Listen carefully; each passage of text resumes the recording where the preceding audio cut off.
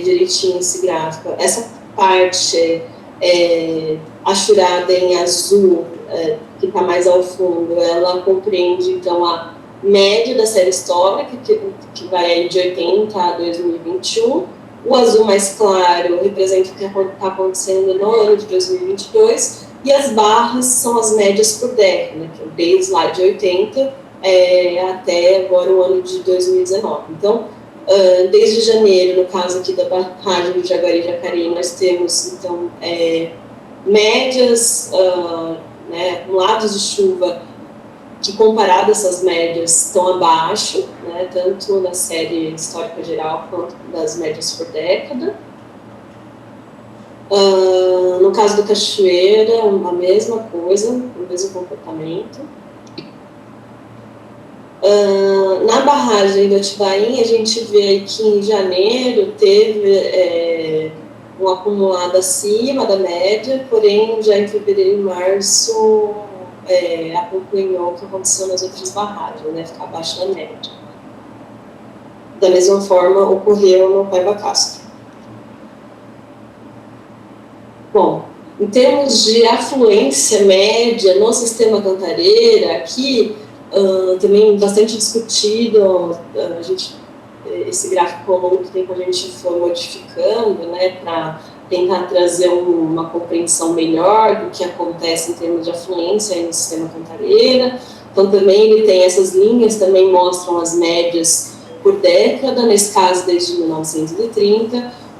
2022 está aqui, nessa linha azul que está mais abaixo, ou seja, excetuando aqui por fevereiro, tanto janeiro quanto agora o último mês de março, a gente ficou com a afluência média abaixo de qualquer média por década ou da média geral aí, que é aqui em vermelho, né? A mais próxima aqui de 2021, de 2022, desculpa, é a média da década de 2010, né?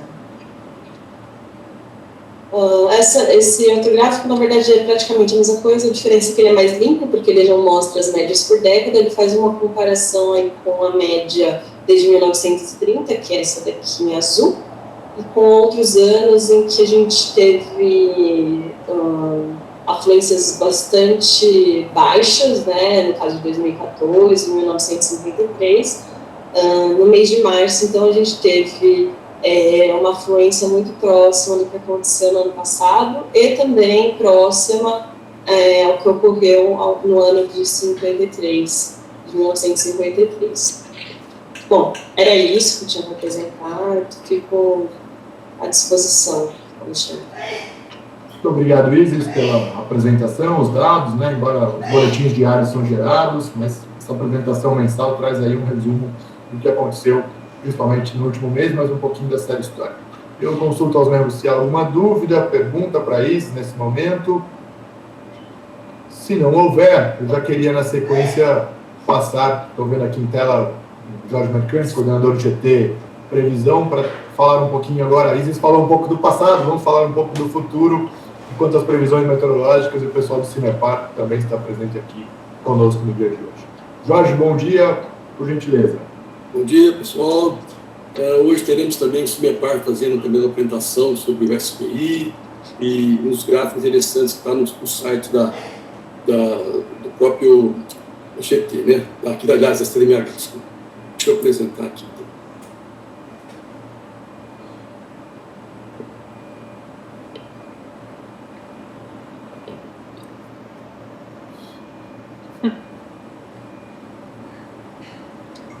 Bom, não me vendo normalmente, né? Sim, Jorge. A previsão meteorológica, ontem à tarde, a gente tinha essa linha aqui de chuvas, né? Sobre aqui o estado de São Paulo, entrando para o litoral, e hoje de manhã já a gente observa que ela saiu para o oceano, tá? O tempo está bom hoje, né? Pelo menos a foto aqui agora. Esse verde aqui são nuvens de chuvas detectada por satélite, né? Não é um radar, é uma espécie de... tem uma forma para calcular isso aí, tá? Não é uma foto de chuva, mas são nuvens de chuva, onde está chovendo. Aqui agora a gente tem a carta marinha. Ontem, ao meio-dia, tinha essa frente aqui no litoral do Uruguai, e tinha aqui uma linha de estabilidade aqui no Rio Grande do Sul, e hoje cedo essa linha avançou, mas se a gente for observar bem, falta 6 horas, se a gente pegar do CPTEC, a gente vê que já mostra ela saindo para o oceano também, tá cabendo para o oceano. Está embaçado, porque eu quero mais só destacar aqui a frente fria se deslocando para o alto mar. Pode ser que está a perturbação no litoral e até aqui no PCJ. Tá? Isso aqui é a partir de amanhã, né? Aqui está errada essa data, ó. Aqui é 6, eu corrigi, 6 de abril, 7 de abril, 8 de abril, ela saindo para o oceano. E a última, 9 de abril, novamente, ó, uma nova linha de estabilidade se formando aqui no Rio Grande do Sul, provavelmente transformando numa frente fria, talvez. Aqui é o meteograma do CPTEC de hoje em diante, para mais 5 dias. Ó, uma chuva prevista para hoje, na parte da tarde, né? Muito localizada aqui, não muito intensa, desculpe. E também no dia 8 e no dia 9 à tarde, tá? Só a previsão. Tem pouca chuva prevista aqui, né? Esse gráfico é de ontem, não tem o de hoje ainda, mas seria o acumulado. Ó. O acumulado previsto para os próximos 5 dias seria na faixa aí de 15, 16 milímetros, tá? Aqui em Campinas. E até o dia 9, no máximo 32, 33 milímetros acumulado daqui até o dia 9. Previsão, gente, né? Não é promessa, não, apenas previsão. O do CIMEPAR não fica distante disso, não, né? O modelo é o mesmo, o WRF, só que o do CIMEPAR ele faz para bacias PCJ, tá? Justamente para a área de contribuição do posto de Jaguari Buenópolis, Atibaia e Valinhos. Observe também que tem previsto uma chuva para tarde hoje, depois, praticamente, dia 8 e 9, e depois volta o dia 11. O modelo é o mesmo, a diferença é que lá era só focado em Campinas, enquanto que o CIMEPAR fez para a região de contribuição desses 3 postos fluviométricos, né? Onde realmente influencia a vazão nesses postos aí, é onde tem justamente a outorga especifica. Aqui são as vazões previstas, aqui foi a realizada, né, até hoje, e aqui a prevista média, né, tem aqui as dispersões, mas observe que lá em Buenópolis vai ficar na faixa entre 6 e 7 metros por segundo. Em Atibaia também, aí na faixa de 8 até 9, né? Falando aqui da mediana, aqui, né? E depois, no Valinhos, sim, ó. Eu não sei quais são as previsões aí de abertura por parte da ilha, mas mantendo-se as aberturas atuais, né, de vazão lá na Cantareira, vai chegar aqui no limite de 11, né? E talvez depois subir um pouquinho mais no decorrer da semana. Então tem uma pequena ameaça aqui de abaixar, ficar perto do limite aí inferior da outorga. Vamos agora fazer uma breve avaliação de previsão hidrológica. No mês de março, em 14 dias, a vazão observada no posto de Jaguari e Buenópolis, 3 dias com 3 dias de antecedência, foi 20%, abaixo de 20%, desculpe, ó. Estou dizendo que a vazão observada em relação a feito com 3 dias de antecedência ficou em 14 dias abaixo de 20% a diferença. Então, o resultado até é bom. E Atibaia, 21 dias foram abaixo de 20%. Muito bom, né? Já em Valinhos, é 7 dias de antecedência, olha só aí, o que se previu com 7 dias de antecedência, em 14 dias, a vazão observada foi abaixo de 20% da prevista. Deu um bom resultado também.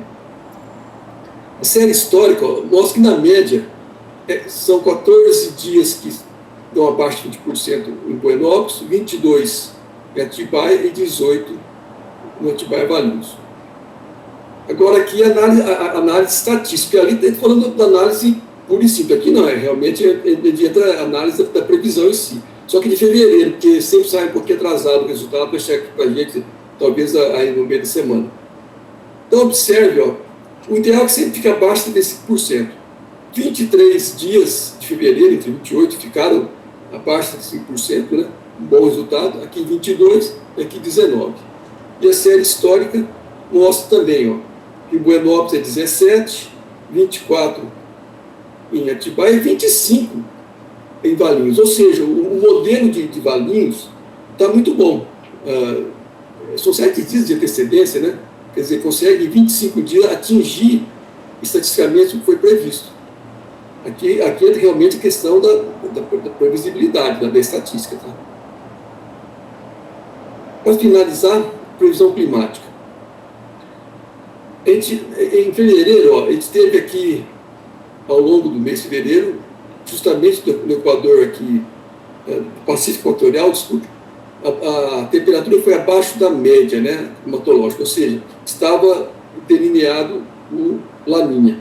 E nos últimos dias do mês de março, continuou ainda temperatura abaixo da média climatológica, justamente aqui, eu sempre repito, isso aqui não é causa, isso aqui é o efeito, tá? Apenas o efeito que a gente correlaciona com a pluviosidade aqui no Brasil, na região Nordeste, na Sudeste e na Sul, tá? Então, indicando que tal fenômeno Laninha permanece. E se a gente for observar a previsão, ó, no começo de março, isso aqui tem o dedo do climatologista, dos doutores do assunto. Tá? Então a gente observa que tem a tendência de reduzir a probabilidade de Laninha, mas a possibilidade de neutro, a probabilidade de neutro e El Niño ainda é muito baixa. Até praticamente o trimestre junho, julho e agosto, ainda deve a maior probabilidade que aconteça no Laninha ainda. Esse aqui é do meio do mês, né, de março, não tem ainda a análise dos meteorologistas, climatologistas, mas a gente observa um pouquinho diferente, né, que tem a tendência maior de ir para a neutralidade. Mas esse aqui é mais confiável, segundo nosso mestre Marcos Serviço do CIMEPAR, que, aliás, a gente sempre, antes da reunião do CTMH, o GT Previsão reúne o CIMEPAR e a gente discute todas essas previsões. O que eu passo aqui foi consensuado com o CIMEPAR, tá? Aqui é a Universidade de Colômbia, né, as chuvas, a previsão de chuva no próximo trimestre, abril, maio e junho. Observe que aqui está praticamente sem previsão, né, mas quando chega para maio, junho e julho, está sendo previsto abaixo da média, sempre azul, verde, né, acima da média, amarelo e marrom aqui abaixo da média. Depois, junho, julho e agosto também abaixo da média. E aí, em setembro, volta de novo neutralidade. Aqui é o mapa do INMET, né? O INMET é bem rigoroso, para abril, maio e junho, prevendo chuvas abaixo da média, somente aqui no PCJ, e sul de Mato Grosso, até em Minas, aqui na cabeceira, inclusive, do Cantareira, né? A região aqui de contribuição. Então, abril, maio e junho pelo INMET não está muito legal. Quando a gente vai para o mapa aqui de consenso, que entra o FUSEMI, o INMET e o INPE, o CPTEC, sim, está abaixo da média do trimestre, tá? Não tão crítico quanto o INMET havia previsto. O que eu tinha isso, agora o CIMEPAR, ele vai falar 2 assuntos. Um é o SPI, que é um indicador importante, e por sorte, né, até se alguém da Replan, faço questão de dizer isso. A Replan tem uma série de dados valiosa, sabe, porque é dado contínuo e calibrado, desde 87. Então, para fazer o SPI tem que ter uma série longa, tá? Então, eles fizeram o SPI da Replan, tá? Representa basicamente a região de Campinas, e também vou falar do acesso àquele gráfico de previsão de chuva muito interessante que está no site do PCJ no CIMEPAR. Agradeço e passo então a palavra aí para o Marco Antônio e o pessoal lá do CIMEPAR. Deixa eu só parar aqui. Encerrar aqui. Pronto. Ok, bom dia, obrigado a todos. Na verdade, mantendo essa linha aí que o Jorge falou, acho que é o Zé Eduardo que vai apresentar primeiro, então, né, na parte do SPI, depois eu entro falando da previsão lá. Tá? Então, Zé, pode seguir aí. Oi, Marco, na verdade sou eu que vou... Desculpa. Bom, como o Jorge mencionou, né,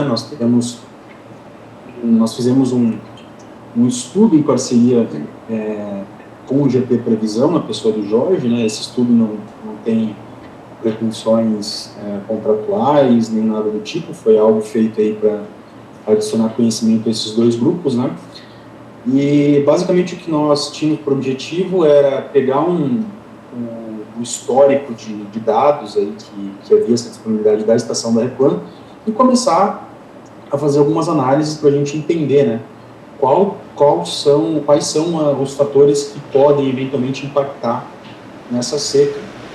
Então, com base em dados, não com base em suposições, hipóteses, né, mas com base em dados, observar as séries históricas de El Niño, Laninha, etc., e conseguir estabelecer preditores aí que nos permitisse melhorar as nossas previsões para o futuro. Já visto que a gente olha para trás e descobre quais são os efeitos drivers, né, que eventualmente irão impactar na PCJ, na chuva da PCJ, e a partir daí a gente podia estabelecer então esses preditores.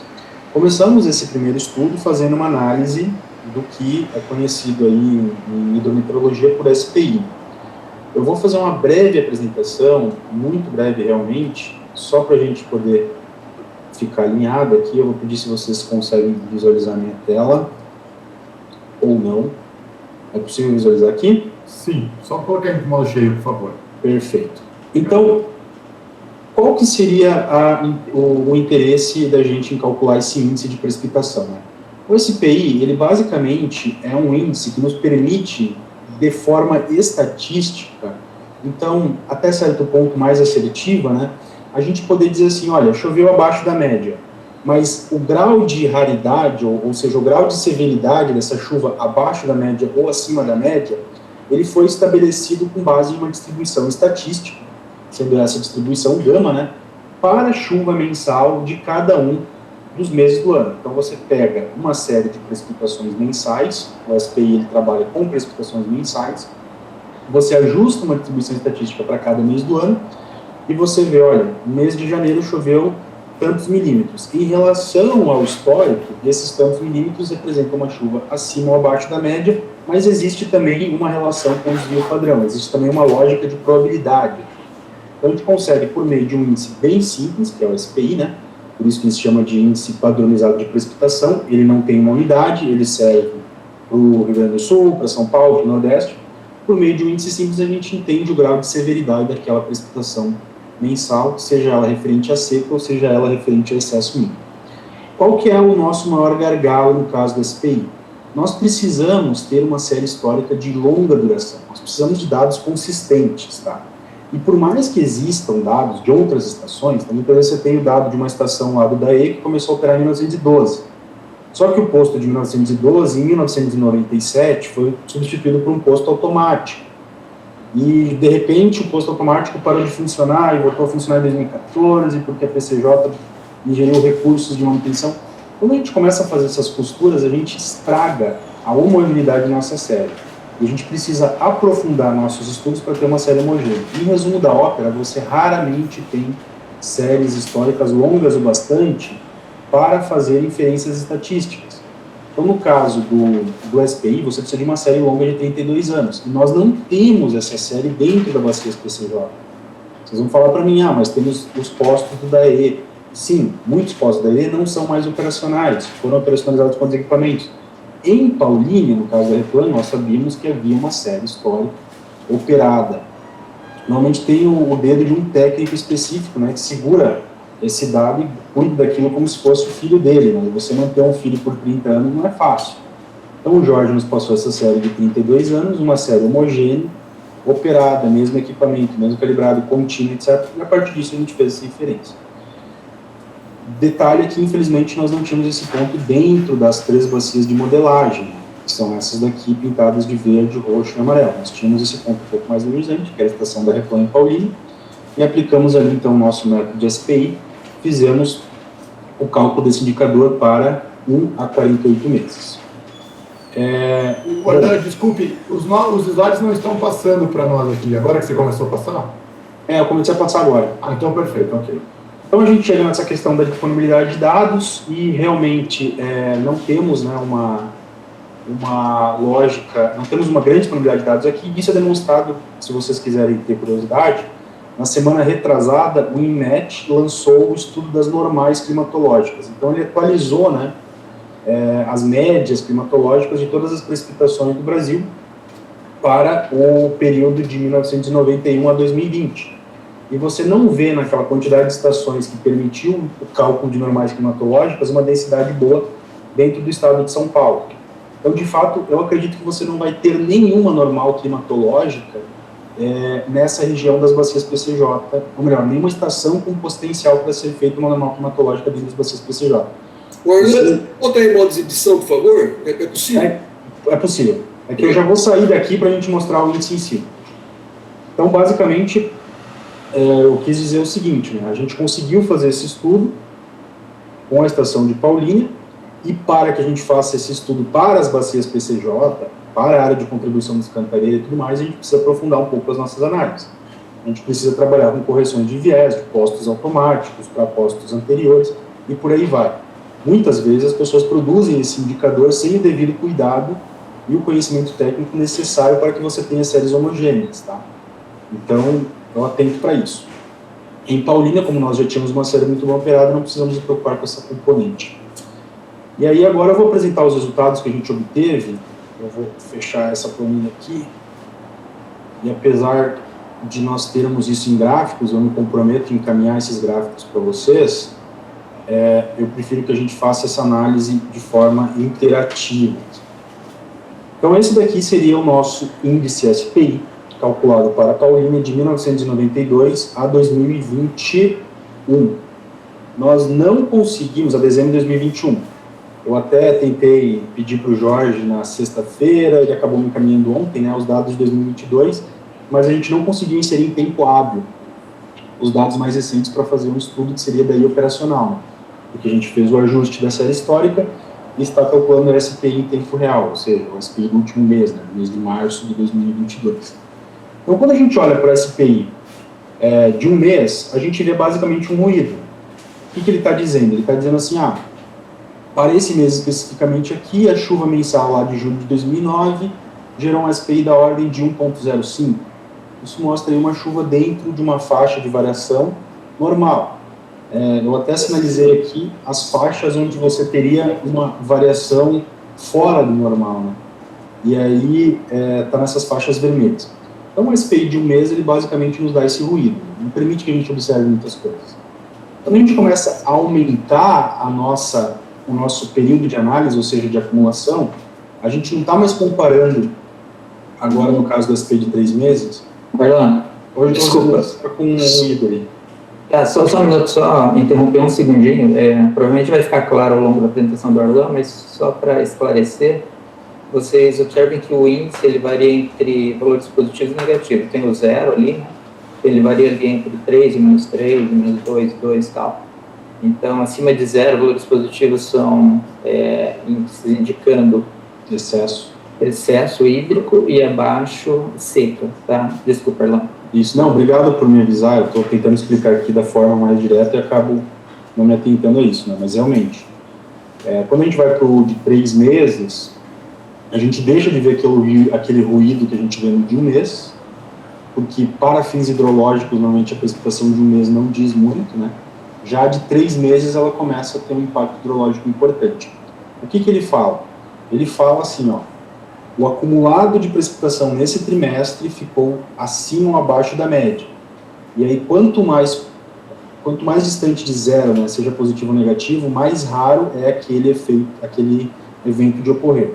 E quando a gente observa o de 3 meses, então o SPI de 3 meses, né, a gente claramente vê aqui um ponto de mínimo que ocorreu lá em 2014. E vocês conhecem melhor do que nós, isso foi a crise de 2014, a crise hídrica lá, que gerou todo inclusive justifica aí uma série de serviços operacionais que hoje existem no âmbito do comitê. Né? E aí a gente começa a engrossar essa análise. Então os dados, eles nem sempre têm uma interpretação tão direta como a gente gostaria, mas a gente vê, pelo SPI de 13, houve um momento em 2014 bastante negativo, tá, em que você teve SPIs de menos 3,05 em fevereiro de 2014, então isso mostra que os meses de dezembro, janeiro e fevereiro de 2014, no acumulado e em relação à série histórica, foram muito secos, e isso também aconteceu novamente em maio de 2020 e maio de 2021. E aí quando a gente engrossa, aumenta um pouco a nossa escala para a parte semestral, a gente vê novamente aquele cenário que ocorreu em 2014, de seca muito intensa, né? Que você sabe melhor do que nós, e a gente vê também que nós atingimos um período de ápice de seca em agosto de 2021, o ano passado, todos nós sabemos aí dos problemas que decorreram disso. Mas ainda assim, no SPI de 6 meses, a seca de 2021 ela está semelhante aí à seca de 2014. E houve um momento anterior, lá em 2099, de repente algum de vocês tenha conhecimento disso, lembrando que os usos consultivos que se tinham em 1999 eram muito diferentes dos usos de hoje, né? Mas houve também um período de seca ali em fins de 1999, na virada do milênio. E quando a gente vai para o SPI de 12, daí a gente começa a ter um resultado aqui que nos chamou bastante atenção. No SPI de 12 meses, o momento de dezembro de 2021 foi significativamente pior do que o momento de outubro de 2014. Então, quando você computa todas as chuvas daquele mês e mais 11 meses para trás, e joga isso na distribuição estatística que descreve aquele período de acumulação. E aí, para 24 anos, então a gente fala agora de um ciclo de 2 anos, e isso chamou mais ainda a nossa atenção, né? O momento que vocês têm experimentado agora até dezembro de 2021 foi pior do que o momento de 2014, em termos de escassez. E aí, surgiu naturalmente aqui na gente, não, mas sabe que o Cantareira não secou tanto quanto em 2014, né, agora em 2021 e tudo mais. E aí atribui-se isso, né, obviamente, aí a todos os esforços que a PCJ fez aí na regularização, no controle, na otimização do recurso do próprio Cantareira. Esses dados aqui, então, eles permitem uma interpretação um pouco mais sofisticada aí do processo, tá? Uma coisa que a gente destaca, nós podemos calcular operacionalmente esses dados, dependendo da circunstância, então isso é interessante, né? Você está aqui na descida do SPI, vendo ele mês a mês, e você começa a ter uma noção aí de como que está o andamento da seca somente no passado daquela tua região, né? E isso também pode ser feito para previsões, né? Você também tem previsões mensais de precipitação aí de longo prazo, inclusive, até 7 meses. E ele dá um bom diagnóstico aí da situação que se tem hoje. É isso que eu queria apresentar, então, o estudo de SPI que nós apresentamos aí junto com o Jorge ontem no GT Previsão, e solicito aí um pouco de paciência, né, da parte dos membros, para que a gente faça o estudo até 2022, e me comprometo em encaminhar esses gráficos e essas análises aí para o GT Previsão, que vai disseminar internamente aí. Obrigado. Aproveitar então, fazer um apelo à Petrobras, a Priscila está participando da reunião, para que nos enviasse para o GT Previsão, sempre que possível, sempre depende do esforço deles, mas logo no fechamento do mês, sabe? Primeiro dia útil, assim que for possível, né? Lógico, sem querer interferir na rotina da Replan, os dados meteorológicos, porque são importantes, né? Então, se ela puder fazer esse apelo junto à gerência para que nós recebamos esse dado o mais breve possível do mês, porque ele pode ser útil inclusive na própria gestão aqui da CTBH. Obrigado. O Adilson Nunes falou sobre um breve comentário do uso do SPI. Tem outros inscritos antes do inscritos antes? Só para o Cimepar concluir a apresentação? Sim, da nossa parte. Falta o Marco ainda, que é justamente... desculpa. Então, perfeito. Vamos ouvir o Cimepar e na sequência abrimos aí para todas as colocações, por favor. Ok, obrigado. Ok. O meu, eu creio que vai ser um pouquinho mais rápido, né? Na verdade é quase uma promoção, né, de uma ferramenta que vocês já têm há um bom tempo, né? Foi introduzida na última renovação de contrato. Então eu vou compartilhar aqui, eu vou fazer o uso de uma figura para... Deixa eu ver se eu consigo aqui, se ele está me permitindo. Não está me permitindo compartilhar a tela, mas acho que é um erro meu. Vou tentar novamente.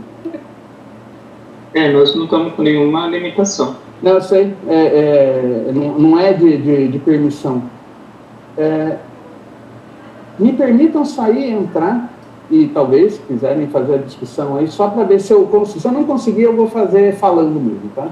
Só um momento. Perfeito, Marco. Então, enquanto ele compartilha a tela, eu vou... Primeiro, o Paulo tinha uma questão que gostaria de perguntar para o Jorge. Primeiro o Paulo e depois o Adilson. Por favor, Paulo. Obrigado, professor. A pergunta é bastante breve, dirigida aí ao seu mercante, né? Aproveitando aí o pessoal do CIMADEM que está participando, Eu me recordo que em dezembro foi feita uma previsão climática dos 3 meses que acabaram de ser finalizados, né? Janeiro, fevereiro e março, onde a previsão climática era de cerca aí de 40% da média histórica de chuvas, né? O que acabou não ocorrendo, acabou chovendo um pouquinho mais. Seria possível determinar qual foi o fator que desencadeou isso? Obrigado. O Paulo, é o seguinte, realmente a previsão climática ela não é uma coisa precisa. Agora tem um detalhe, se você fizer a média móvel, você virá que esperar os 3 meses, só janeiro que foi chuvoso, né? Fevereiro e março, frente de março, abaixo da média. Tá? Então, quando a gente faz, se você pegar tudo que a gente previu desde... Gente, não, desculpe, que os institutos especializados previram, né? Que nós apresentamos aqui desde junho, praticamente tudo isso aconteceu. Janeiro foi um ponto fora da curva, mas tomando a média móvel, você vai ver que realmente as previsões climáticas fecharam. Aliás, eu sempre, o meu pai pode até dizer, eu acho que a previsão climática é mais precisa que a meteorológica até. Meteorológica não é para chuva, né? A gente acerta muito vento, né? Acerta aí temperatura, mas chuva é mais complicado, né? E a climática não, ela é mais precisa. Bom, o marketing conseguiu... Dá para fazer, Marco? Ainda não. Então a gente continua com a conversa aí. O Adilson agora, né? Sim, com certeza. O Adilson acho que tinha um comentário sobre o respeito. Por favor, Adilson. Oi. Mas para dar uma colaboração, esse índice de precipitação, eu posso mostrar rapidinho aqui? É muito rápido. Eu acho que alguém está apresentando, então não vou conseguir. Desculpa, só estou falando. Não, eu vou parar, eu saí, entrei... eu não vou levar nem um minuto, é mais para fazer um comentário. Estava dando para visualizar, Gilson, sua tela. Hã? Estava dando para visualizar a sua tela. Não, aquela não era a minha tela. Certo. Mas eu já parei a apresentação aqui. Agora Vocês estão conseguindo visualizar a tela? Ainda não. Agora sim. Agora sim. Eu não vou conseguir apresentar, porque isso não é uma apresentação. Vocês estão conseguindo ver? Sim. Pula de remédio, mas estamos conseguindo.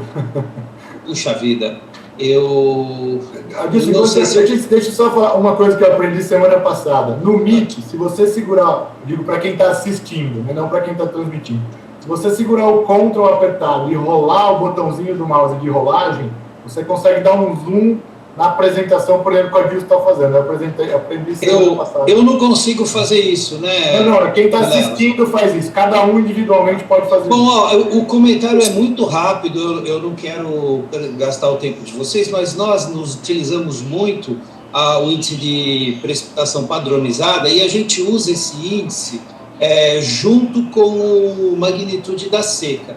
Eu queria mostrar para vocês o quanto isso é interessante. Aqui a gente tem a precipitação padronizada. Vocês têm aqui o zero. Tudo que está abaixo de zero é o quanto ele se distanciou de uma coisa normal, ou seja, deveria chover tanto e choveu menos.